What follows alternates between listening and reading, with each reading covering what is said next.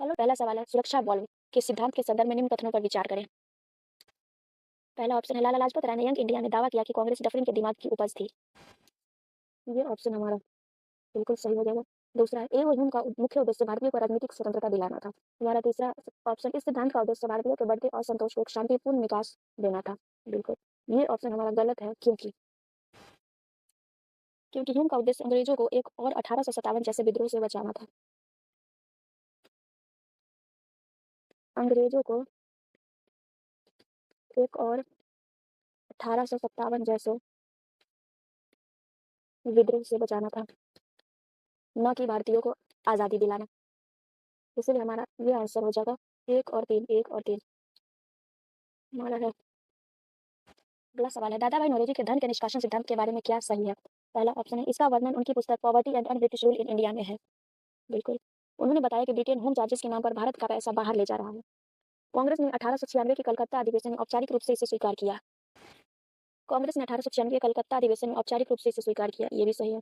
आइए इसका पोस्टमार्टम करते हैं। पहला ऑप्शन उनकी पुस्तक poverty and un British rule in India में दादा भाई नौरोजी ने अपनी प्रसिद्ध पुस्तक में पहली बार समझाया कि कैसे भारत का धन बिना किसी प्रतिफल के इंग्लैंड भेजा जा रहा है। बिना किसी प्रतिफल के उन्होंने बताया कि होम चार्जेस के नाम पर भारत का पैसा बाहर जा रहा है। होम चार्जेस जिसे गृह प्रभार कहा जाता है। इसका मतलब था लंदन में इंडिया ऑफिस का खर्च ब्रिटिश अधिकारियों की पेंशन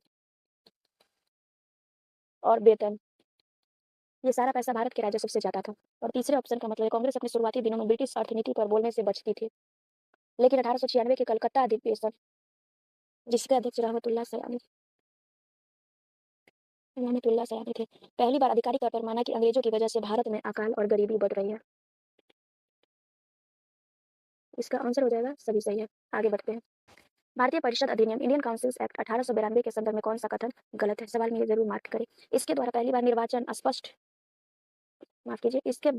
निर्वाचन शब्द का अस्पष्ट प्रयोग किया गया था।